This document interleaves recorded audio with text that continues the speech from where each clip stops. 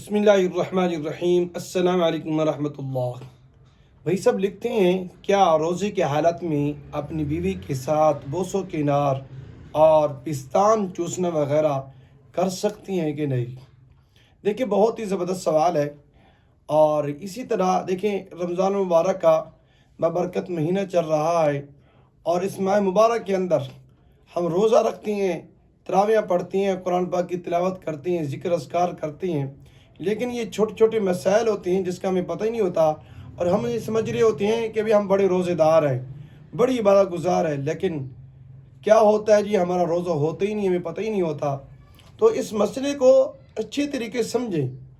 دیکھیں سب سے پہلی بات میں آپ کو یہاں بتاتا چلوں کہ روزے کی حالت میں میاں بیوی کا ایک بستر پر لیٹنا تو جائز ہے، لیکن بے لباس لیٹنا یا بغیر کسی حائل کے جسم ملانا یا اپنے اوپر اعتماد نہ ہونے کے باوجود بوس و کنار کرنا، ہونٹوں پر بوسہ لینا یا ایک دوسرے کے اعضائے مستورہ کو چھونا، یہ ساری چیزیں جو ہے نا یہ مکروہ ہیں، ٹھیک ہے۔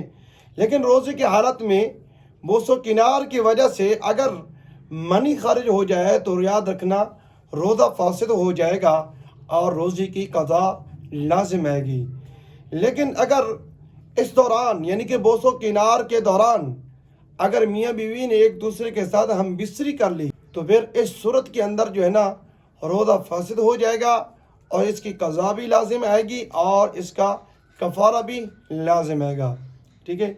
یاد رکھیں کہ اسی طرح روزے کی حالت میں بیوی کے پستان کو چوسنا بھی یہ مکروہ عمل ہے، کیونکہ یہ جو عمل ہے نا یہ انسان کو ہم بستری کی طرف راغب کرتا ہے، ٹھیک ہے، یہ میل کرتا ہے، اور یہ اس لیے روزے کی حالت میں اس طرح کے کام کرنا یہ ناجائز اور حرام ہوتا ہے۔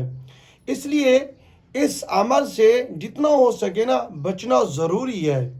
لیکن اگر کسی نے ایسا کیا یعنی کہ بیوی کے پستان چوسے جس کی وجہ سے کوئی مادہ انسان کے منہ میں آ کر حلق تک نہیں پہنچا تو اس صورت کے اندر جو نا روزہ فاسد نہیں ہوگا، ٹھیک ہے۔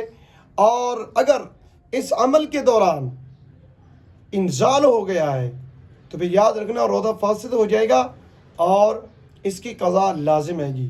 اس کی دوسری صورت سمجھیں، اگر بیوی کے پستان چوستے ہوئے انسان کے منہ میں پانی یا دودھ کا قطرہ حلق تک پہنچ جاتا ہے تو اس صورت کے اندر جو ہے نا روزہ فاسد ہو جائے گا، قضا بھی لازم آئے گی اور اس کا کفارہ بھی دینا پڑے گا، ٹھیک ہے۔ اس سے ایسی جان نہیں چھوٹے گی، ٹھیک ہے۔